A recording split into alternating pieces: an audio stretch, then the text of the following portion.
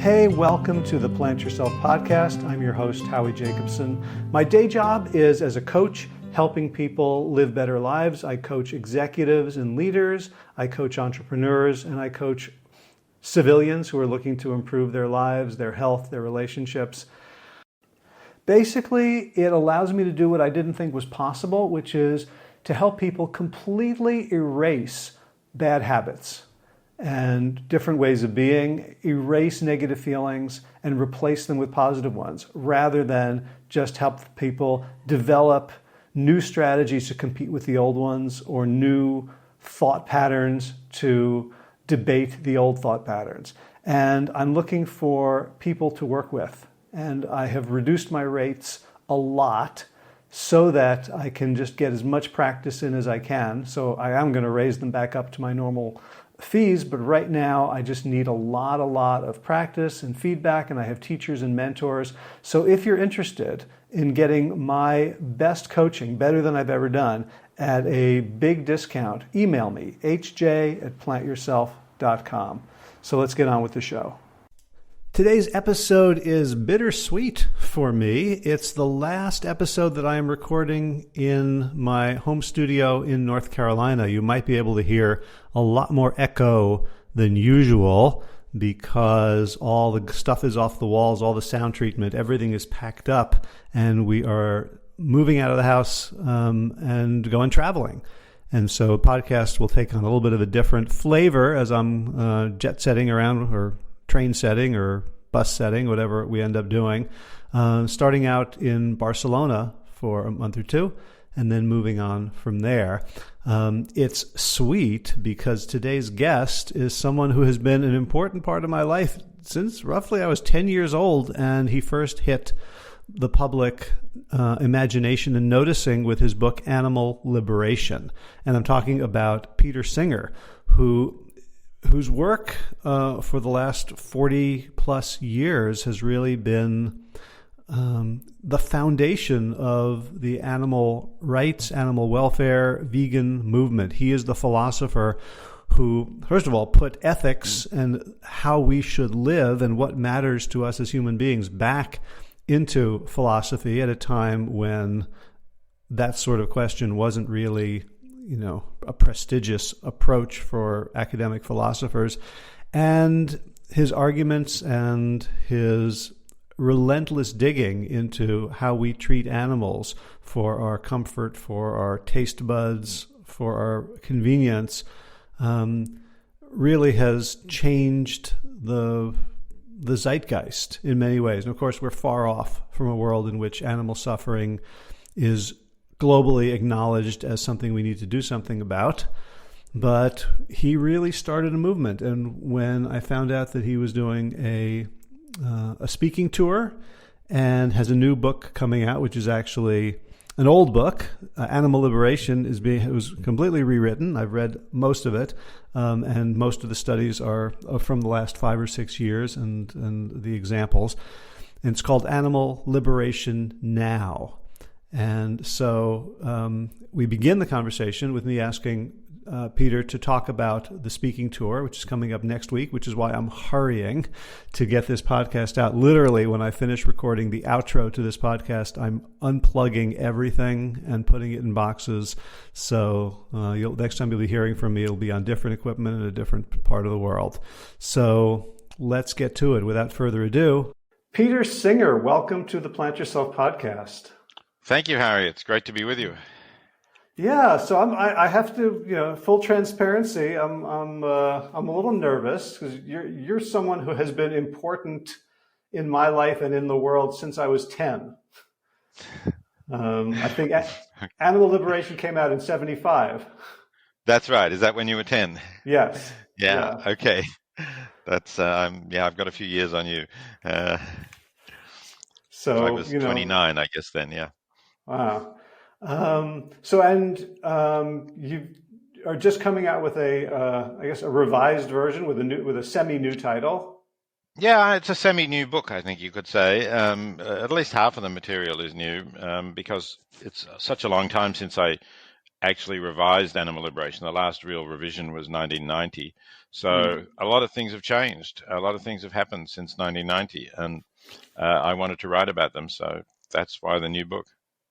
Yeah, and as I'm reading through it, you have 2018 studies and references to COVID. It seems like there was a whole new body of research that, or at least There was. updating. Yeah, no, it took me quite a long time, I guess 18 months of work really to update the book.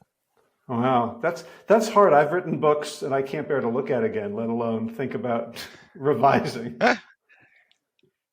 Yeah, well, this one did have an influence on a lot of people, and I wanted to continue to have an influence. But if it's going to have an influence on the current generation of people, you can't go telling them about things that happened in the 1980s. That's clearly not going to work. That's ancient history to them. Uh-huh. Right. And so the new book is called Animal Liberation Now. That's right, and it's published on May the 23rd. So I'm not sure when this is going to air, actually, but I suppose it'll be out by the time people are listening to this. Is that right?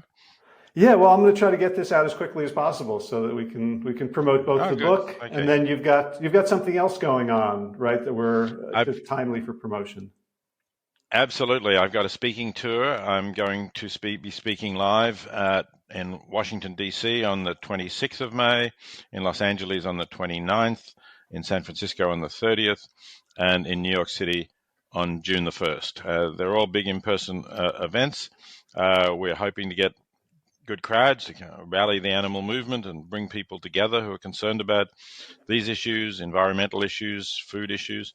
And everybody who gets a ticket gets a free copy of the book, and you can get your tickets by going to www.thinkinc, that's think and inc, .live/singer. And if you put in a discount code, I can give everyone listening a 50% discount off the tickets. So put in the discount code SINGER in caps, and then the number's 50. So Singer 50 will get you 50% off. Oh, excellent. So my inclination, which I'm going to have to negotiate with my wife, is to just, after this call, just rush it and get it uploaded today. So that would be the 29th. That would be terrific. The reason I hesitate is we're moving out of our house on Sunday. So there's a few other things to do, but right. Yeah, I can imagine that's true. Yeah. But 20th. Yeah. So I had I've been reading. Full disclosure, I didn't finish either of the book manuscripts that you recommended, but I hopefully have read enough to hold up my end of the conversation. And one of the things that really struck me around, especially the book of sort of philosophical essays. Ethics in the Real World. Ethics in the Real World. So the first thing that struck me was how readable it was, and I'm not used to philosophy being readable. Yeah, well, this is a selection of essays that I wrote not for academic philosophy journals, but most of them are op-eds that I wrote for newspapers and similar more popular places. So I wanted to make them accessible, and I'm glad. Sounds like I succeeded from what you're saying. Yeah, so I'm curious, what's the difference between what you write for the public to make it accessible and what you write for fellow philosophers? Like, is it just, jargon or different types of arguments, or? I try and avoid jargon, even what I write for my fellow philosophers. I don't like it, but it's more a matter of going into things in depth. So the pieces in Ethics in the Real World are mostly relatively short. They're like, some of them are as short as 800 words. Some of them might be 2,000 or 2,500. But most academic articles are around 5,000, and some of them go 10 or 12,000 words. And then, of course, I've written academic books too, which might run to 300 pages. So that's the bigger difference, that you can go into more depth. You can discuss the literature that already exists. I think for people who don't know that literature at all, and right when I write for popular media, there's no point in going to that. I just want to make the issues clear. But when you write for academics, you have footnotes, and you cite what's already been said, and you discuss whether it agrees with what you're saying, or if it disagrees, you discuss why you don't think that it's right. So it's much more detailed is the major difference. So when I was living in Princeton for a year, I rented a house from a professor of philosophy, Saul Kripke. Oh, And right. Very famous professor of philosophy. yeah, so it's like the preeminent logical philosopher. So he left all his books. I tried to read some of them, and the two things I got was I was not qualified to understand anything he was saying, and I was highly skeptical of whether it had any real world significance. And that's probably unfair, since I clearly wasn't capable of understanding a single sentence in names and naming. But there is a tradition in philosophy that is not for mortals like me. And it feels like from your very youngest days in the profession, you resisted that. You were trying to do something else. Can you talk about kind of how you went into philosophy? Yes, I went into philosophy to some extent by accident. When I finished high school, I was going to do law. And in Australia, you can go straight into a law degree out of high school, which is what I applied to do. And I was accepted by the University of Melbourne's law school. But you see an advisor before you actually begin your studies. And the advisor looked at my high school grades and said, oh, you've done very well in history and literature and things of that sort. You might find law a little bit dry. Why don't you combine it with an arts law degree? You could do that, and it took an extra year. So I started doing that, and I got more interested in the philosophy and never finished the law degree.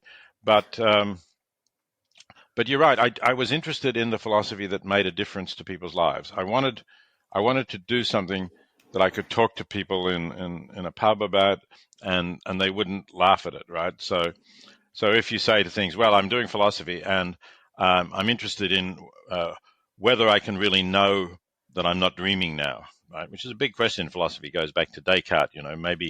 Maybe I'm dreaming. Maybe there is an evil demon who is deceiving me, or in the modern version of it, maybe I'm in the Matrix. And how can I know that I'm not? Well, actually now come to think of it, with the Matrix having been so popular, maybe you could talk to people about that in the pub. But certainly then it just seemed a bit crazy to say, how do I know that I'm not dreaming now? But on the other hand, in ethics, how ought I to live? What's right and wrong? The big issues of the day, say abortion was a big issue when I was a undergraduate in Australia. It was still illegal. Should it be illegal? How could you justify it?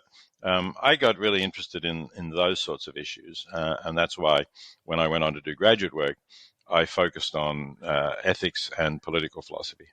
And was that in vogue at the time? Or I know like the ancient Greeks were all into ethics, but it seems like it had become sort of the soft underbelly of the philosophy profession. That's correct, actually. Yes, it was not regarded as sort of not as prestigious or something like that. And there were some philosophers who said it isn't really a subject. All we can do, they said, is analyze the meanings of the moral terms. So we can tell you what we think ought or right or wrong mean. Maybe we can discuss whether there's some objective truth that you're referring to, or whether they're just expressing our subjective attitudes. But if you tried to discuss what's right or wrong, or whether abortion is justifiable or not, whether the war in Vietnam, which was going on then, is something that we ought to be supporting or opposing, they would say that's not the business of the philosopher.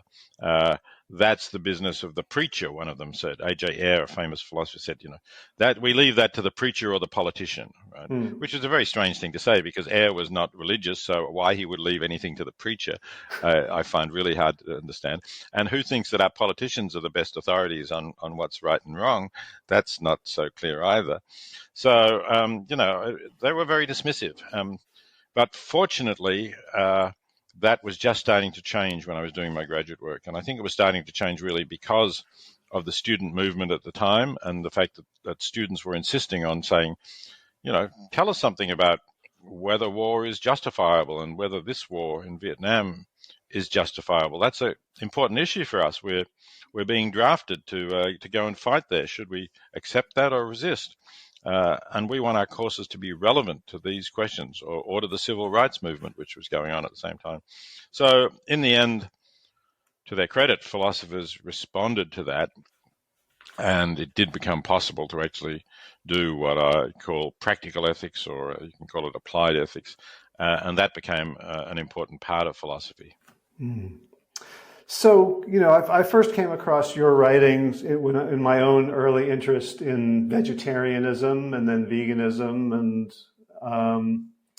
at the time, and arguably still today, like, I'm not always like a nice person. Right? And I know people whom I just regard as like incredibly decent human beings. Like just somehow they didn't have the trauma that I did, or something happened with their genes. They're just like really kind and warm and genial and compassionate. And I think in my mind, as I started reading Ethics in the Real World, I still have this sort of confusion around the difference between ethics and decency.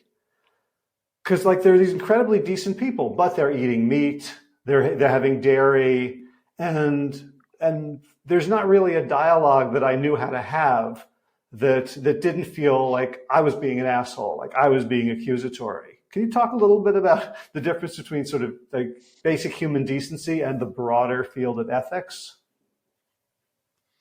So I think decency is, as you say, the way you relate to your friends and family and other people in your life.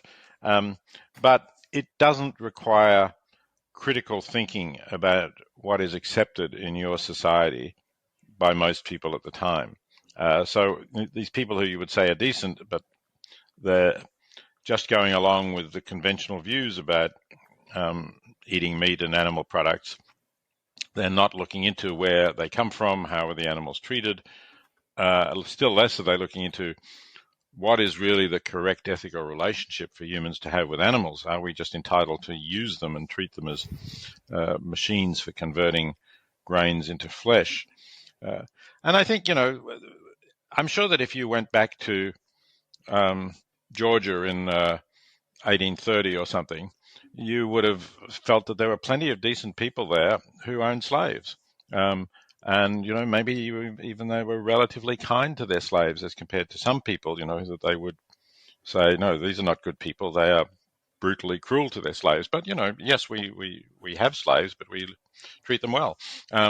So, that's compatible with being thought of as a decent person in your time and your climate, because you're not thinking more seriously about should people of African descent actually be enslaved by white people. Is that justified? And it's actually pretty amazing when you think of some of the people who lived and wrote in the slave era without criticizing it, that they could have such a blind spot. But then when you look at us today and you think about the blind spot that we have about non-human animals, it actually becomes less surprising that people were like that in the slave era. Yeah.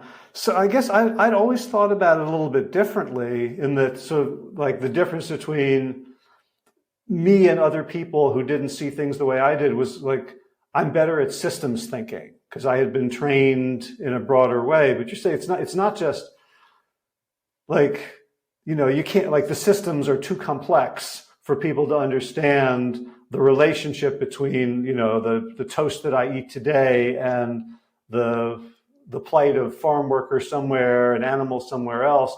But you're saying it's not just system thinking, it's really an unwillingness or an inability to look at your own society critically. Yeah, I think so. I mean, there are some issues about food that are quite complicated and you need to really think hard, but I think it doesn't really require clear systems thinking to look at a video of how animals are treated in factory farms, and there are plenty of them available for people who want to look, and then say, this is not right, and then say, oh, but this could be what happened to the animals I ate for dinner last night, and I don't want to be supporting that by buying the products of that way of treating animals. That seems to me to be a fairly straightforward way of thinking. And there's something else going on. There's something like this don't disturb me sort of thinking, this is the way we eat, this is the way my friends eat, I'm not going to question it. That stops people from even looking at those fairly basic facts. Mm. All right. And I think, there's also the sense of a heritage. Like if we've been doing it for so long, it must be okay. Yes, I'm sure that's a big factor as well. So just practically, like what do you see as the tools of a philosophically minded person or a philosopher or an activist can use to bring about effective change, right? Because if you say like all we need to do is shove the video of the mistreatment in their faces, and it will change them. We pretty much know that tends to backfire in most cases. What do you as a philosopher, do you have a different tool set or approach than just an activist? I think the special tools of a philosopher are reason and persuasion, and maybe when you said shoving the video in their face is going to produce a backlash because they don't want things shoved in their face. They need to be open to it a little bit more. And philosophical argument does persuade some people. It doesn't persuade everybody, unfortunately. But thinking about the ethical status of animals and how we should treat them certainly affects quite a lot of people. I mean, I've just had many people over the years who've come up to me and said they read Animal Liberation and they stopped eating meat, from that moment on. So that's a big life change that is made by essentially philosophical argument.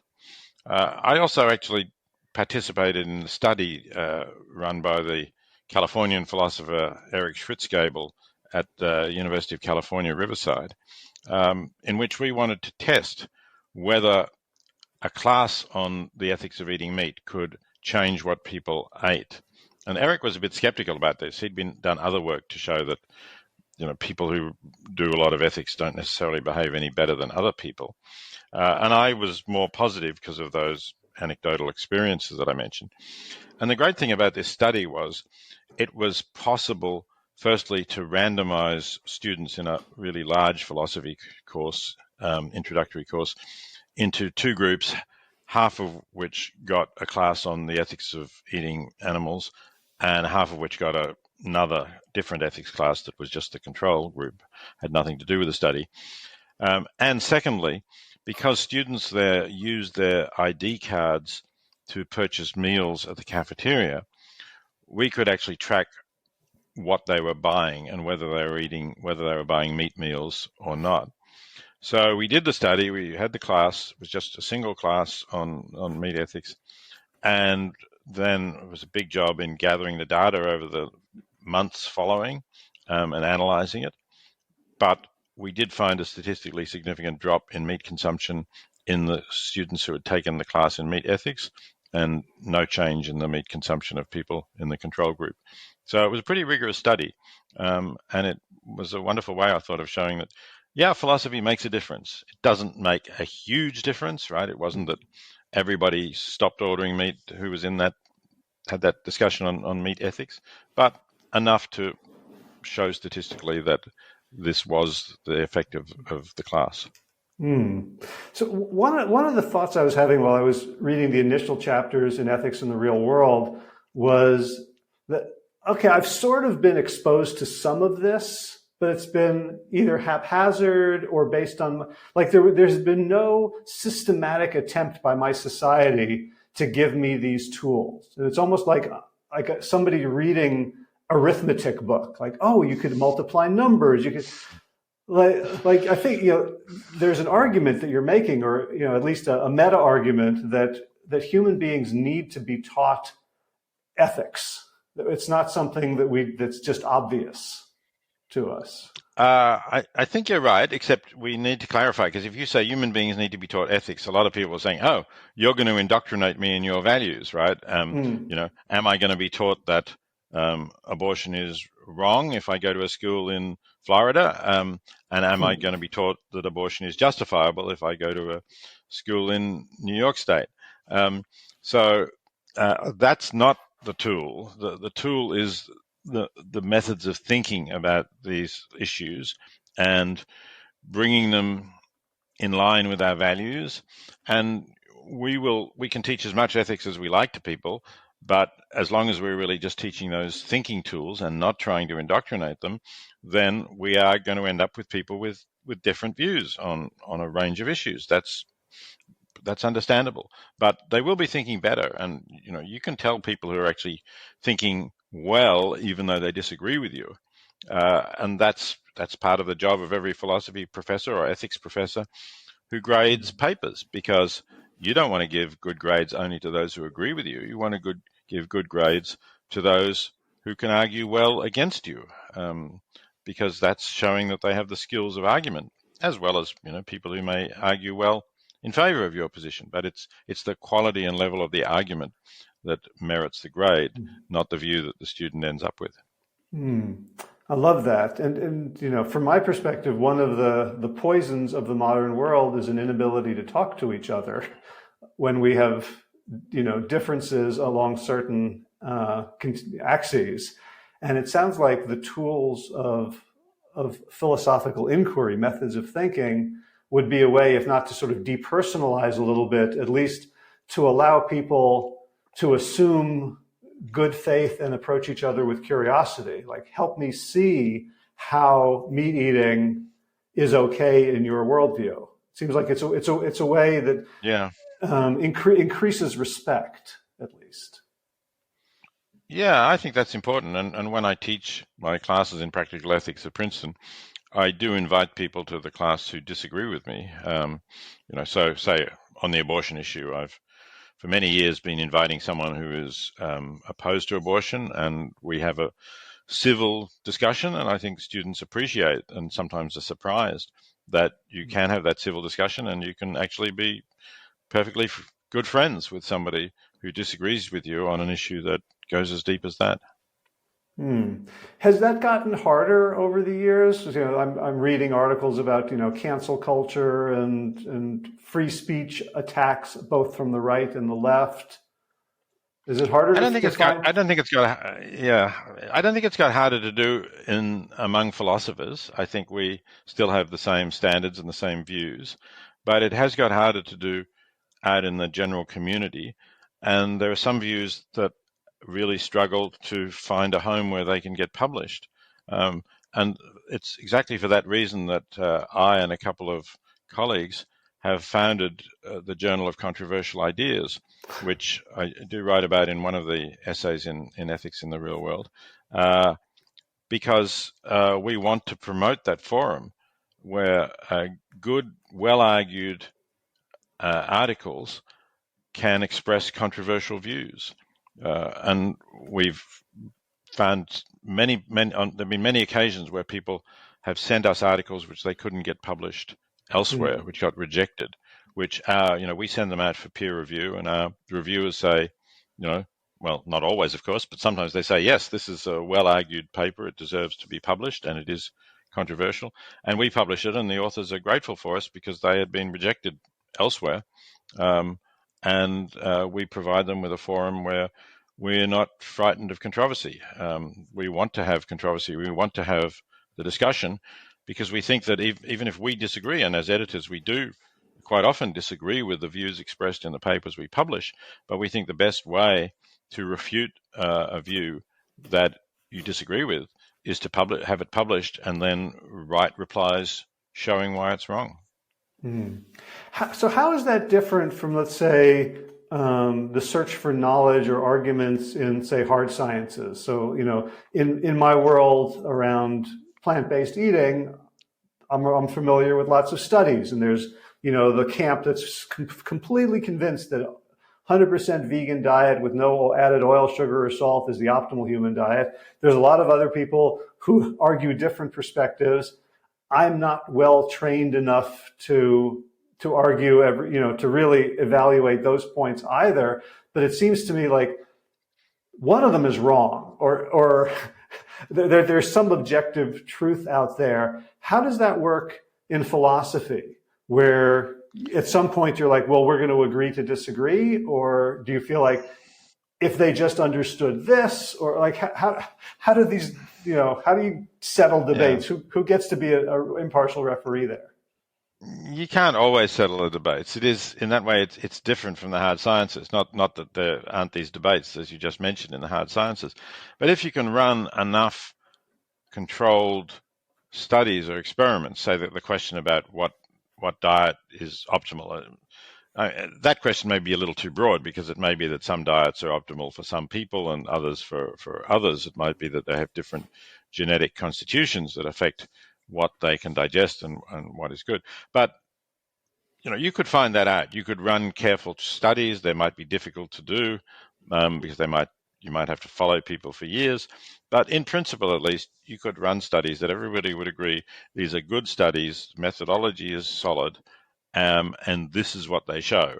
And then you would say, right, so these studies settled that question. Just as, for example, at one stage there was debate about whether smoking caused lung cancer. I think that question has very long been settled by really clear studies that show that it does. And you don't get that really in philosophy because we're not talking about controlled studies. I mean, as I said, Eric Schwitzgebel and I did that study about the effect of philosophy teaching, but that itself is not philosophy. It's empirical research. But if you're debating issues like the moral status of animals, what are our obligations to people in extreme poverty, when is a war justified, there's a whole lot of issues which I discuss in those essays in Ethics in the Real World. They're questions of values, they're normative issues. You can't run a study to settle it one way or the other. But some issues get settled just, I think, by the weight of argument. Once you get rid of prejudices that people have. So, we mentioned slavery before. I think that's pretty much a settled issue because once you get rid of prejudices against people who look different from you and come from a different part of the world, then it's pretty easy to see that enslaving a human being is wrong.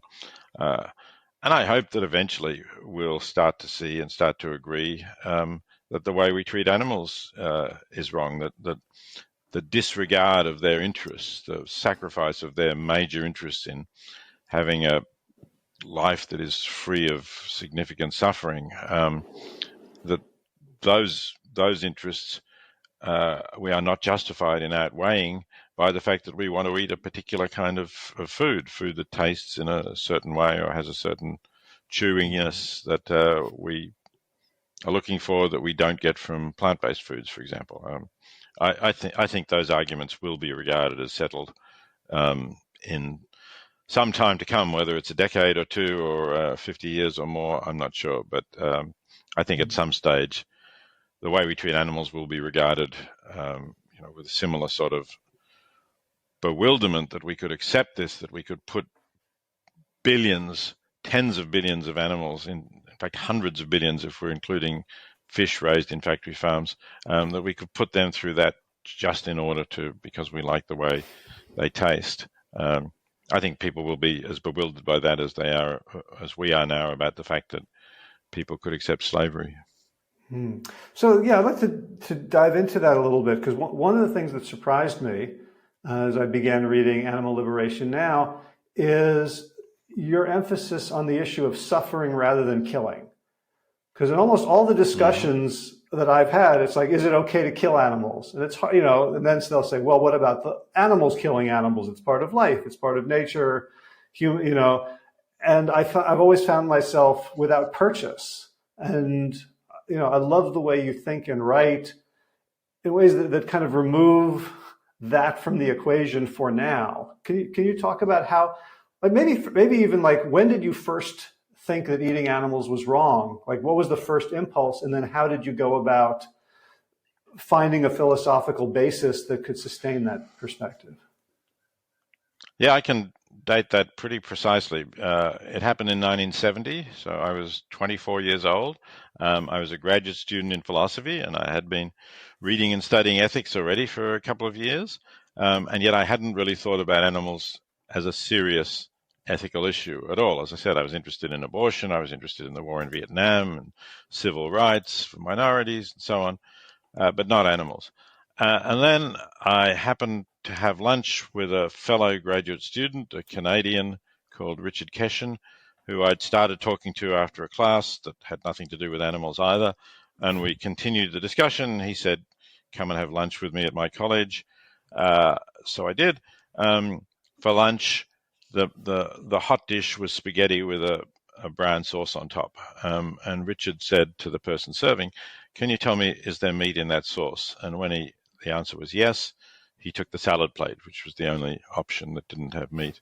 And, we sat down, continued the discussion, but I wanted to ask him about that because it was very unusual to meet a vegetarian in 1970. I don't think I'd known any vegetarians, really. I'd probably met, I'd actually been to India, and so I'm sure I'd met vegetarians in India, but, they had cultural reasons that weren't going to appeal to me, weren't going to get me to change what I was eating. So I asked him, and I thought perhaps he would say what you just said, that, well, I think killing is wrong. I thought maybe he's a pacifist, and I was not a pacifist. I thought and still think that it was justifiable to resist the Nazis, as I think today it's justifiable to resist Putin's invasion of Ukraine. There were many answers he could have given, which I would have argued against quite strongly.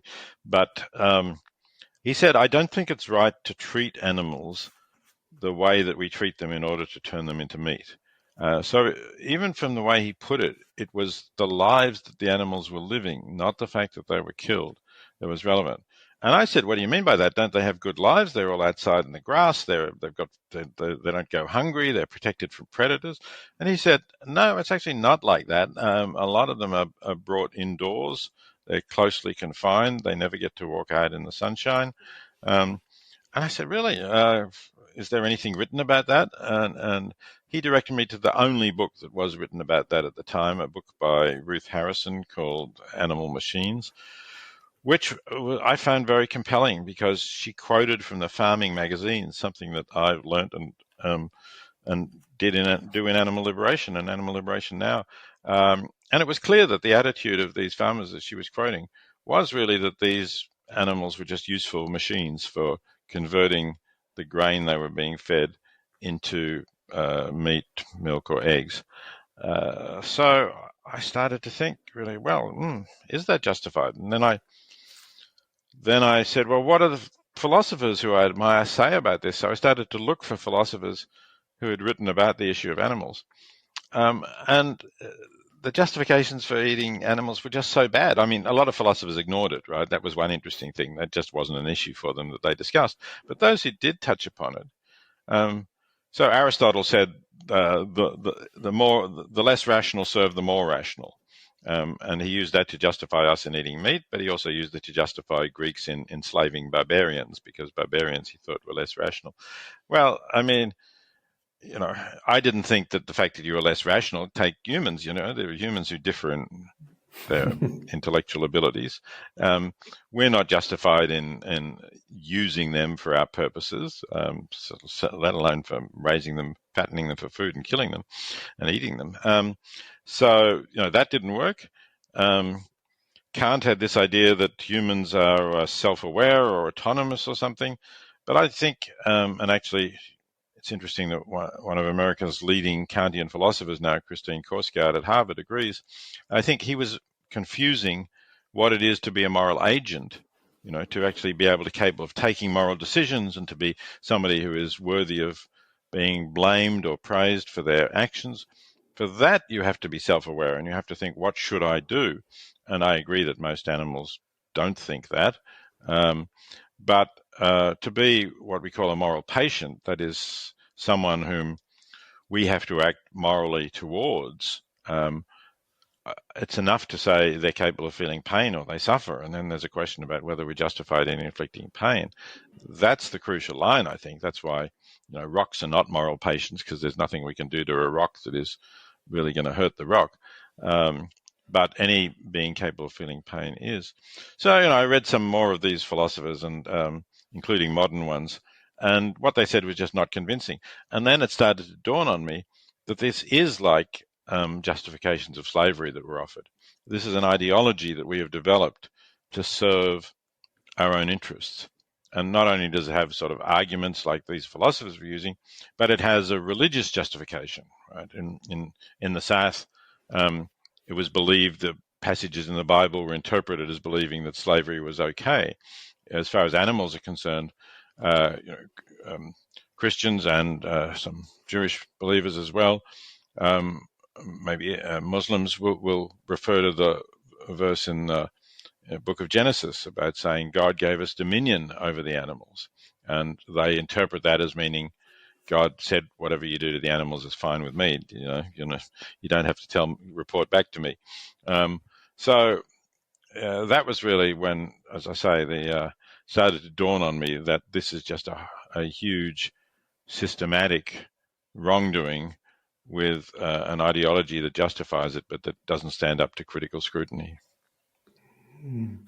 So it's interesting that a lot of the counter arguments appear to be sort of based in religion and theology, which I get from your writing that you're not a huge fan of operating from that perspective. And just a little autobiographical thing, like when I was 12 or 13, I decided to be an atheist because it seemed edgy. And then this visiting rabbi came to the synagogue where I went, and he's since become famous for lots of things that I'm not a fan of. His name is Dennis Prager. But at that point, he was he'd just written this book, 8 Things People Don't Understand About Judaism, something like that. And he was arguing against atheism in a way that all of a sudden it made sense to me. And he was saying that basically, if you're an atheist, then the only thing wrong with murdering people is that you personally don't like it. So it was kind of a real takedown of reason as mere preference. And I'm curious, now I'm talking to you, and you're talking about like the tools of philosophy are reason and persuasion. How do you think about sort of reason versus emotion versus spiritual theological beliefs in terms of how, first of all, what's the weight that we give them, and how do we have conversations across, because that's the world we live in. Yeah. So just to say something about and put to one side the spiritual beliefs, those are making claims of fact, which I think we should not accept without evidence. And I just don't think there is at all persuasive evidence for the existence of a divine creator of the world, or a divine providence ruling or guiding the world. So I just think we should not accept that as a starting assumption. I think it's a false claim. But when you get to the question of the role of reason and emotion, and what you said, Dennis Prager said about what would happen if you didn't believe in a God, I think that's wrong, but it's a more interesting philosophical argument. And when I spoke earlier about people like A.J. Ayer, the philosophers who were renowned professors when I was a graduate student, that was a reasonably popular view, and Ayer himself held it, that there was no scope for reasoning in ethics. And that's why he's the one who said when philosophers start to talk about what's right and wrong, or they should leave that to the preacher or the politician. But I think that's a mistake, and a lot of philosophers agree with that view.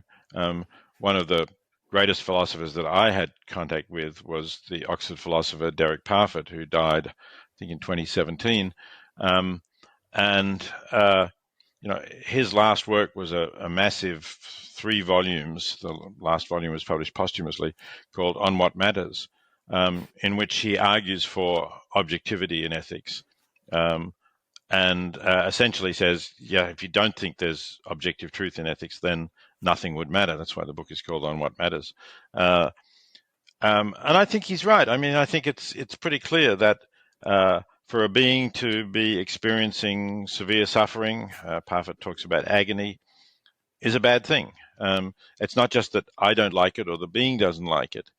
It's a bad thing to happen in the universe. It's a state of consciousness which, when we look at it, we can see directly is one that would be better if it didn't exist. I think it's very hard to disagree with that judgment when you really think about what it is to be in a state of agony. And conversely, although perhaps we're less strongly, when we think about being really having wonderful moments of happiness and enjoyment and fulfillment, that's a positive. So I think there are values that it's very difficult to deny that they're genuine values. And we can start to see that reason then does play a role in our judgments of what is right and wrong. So it's not just a matter of emotion. And I don't want to say that emotion has no significance. I think it has a lot of significance. A lot of contributes to motivation towards avoiding inflicting suffering on people. And, so I'm not downplaying its role. I'm not saying we should all be coldly rational throughout our lives at all. Love and warmth and sympathy, empathy, all of those things are really important. But we can use our reason to say that some choices people make are irrational, and not just because they're bad for them, but because they're bad for sentient beings in general. Thank you. So one of the other things that I noticed in your writing is that you seem to have an aversion to any sort of absolutism, that it's any question has to come back into the cauldron of logic and reason. So you mention that you think that it's possible that certain animal experiments that led to huge advances in the treatment of Parkinson's disease may have been justified. I'm imagining, vegan activists reading this and toppling you from the pedestal, or sure. I got some criticism for saying that, but I think it's difficult to deny that. I think it's very difficult to be an absolutist about animal experiments. Because then you give the easy response to your opponents. They say something like, well, look, suppose your child could be saved by doing an experiment on one mouse. Does that mean you shouldn't do the experiment and you should allow your child to die, right? That's pretty hard to say yes to that. Yes, I should allow my child to die rather than experimenting on one mouse. I think actually it's a stronger position if you acknowledge that this is not a blanket prohibition, not an absolute prohibition of anything that would be considered an experiment on an animal, but it's saying that most animal experimentation fails to give any serious consideration to the interests of the animals, and often it inflicts great suffering on animals for no benefit at all for humans. And that's another example of this general attitude that we have to animals, which I call speciesism, which we really should try to get rid of. So I'm reminded, and I know we have to wrap up very quickly, but I've been following behavioral economists for a while who revel in sort of human irrationality, and there have been a bunch of wonderful studies that behavioral economists have conducted among themselves, showing that they're just as irrational as everybody else, that knowing about confirmation bias and selection, that all these things don't actually help, where something like 95% of them in a survey rated themselves as more self-aware than others, in a stunning display of metacognitive irony. And I'm wondering, for you personally, are there philosophical stances that you hold that you wish you didn't, where you feel like there's a conflict between what you'd prefer, or how do you manage this sort of refined career in ethics with the fact that you're a flesh and blood human being with emotions presumably like the rest of us? Yeah, I suppose the best example is that I think to act ethically, you should be, really impartial in weighing up the interests of all of those affected by your actions. But as a flesh and blood human being, I can't really be impartial between my own children, again, the sort of example that I just gave, and strangers, or the children of strangers. I think we have to accept that about ourselves, that there are some things that we can't do, so we're not going to be completely impartial. We're not going to be purely rational beings, but we can try to control it and limit it. So I think there are certainly, I would save the life of my own child probably rather than the lives of two strangers, I guess. But that doesn't mean that I also have to buy really expensive I don't have to buy really expensive presents for my children or grandchildren, as it's more likely to be nowadays, rather than donate to help an effective organization that's assisting people in extreme poverty, where the question isn't whether their children have their favorite brand of whatever it might be, but whether the children have enough to eat. Thank you. So I want to go out by reminding people about your speaking tour and the reissue of the book. Can you just say once again the details of both? Yeah, sure. So the book is called Animal Liberation Now. It's published in the United States by HarperCollins and elsewhere by Penguin Random House. Please do pick up a copy. I really want it to have an impact. I want people to read it, and I want people to think about the way we're treating animals and hopefully try to change that, because I think it's a huge and still relatively neglected moral issue. In association with the book, and to promote it, but also to talk about many of the other issues, including issues that we've been talking about just now, I will be speaking over the next few weeks in Washington, D.C., San Francisco, Los Angeles, New York, and also in London, and then later back in Australia.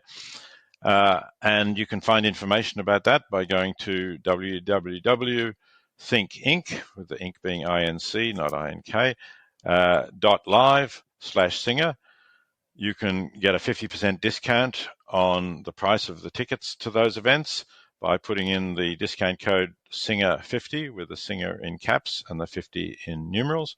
You also, with your ticket, get a free copy of Animal Liberation Now and a free copy of another of my books called The Life You Can Save, about helping people in extreme poverty. So please go to that website. I hope many of you can come along to those events, and I hope really all of you can get a copy of Animal Liberation Now.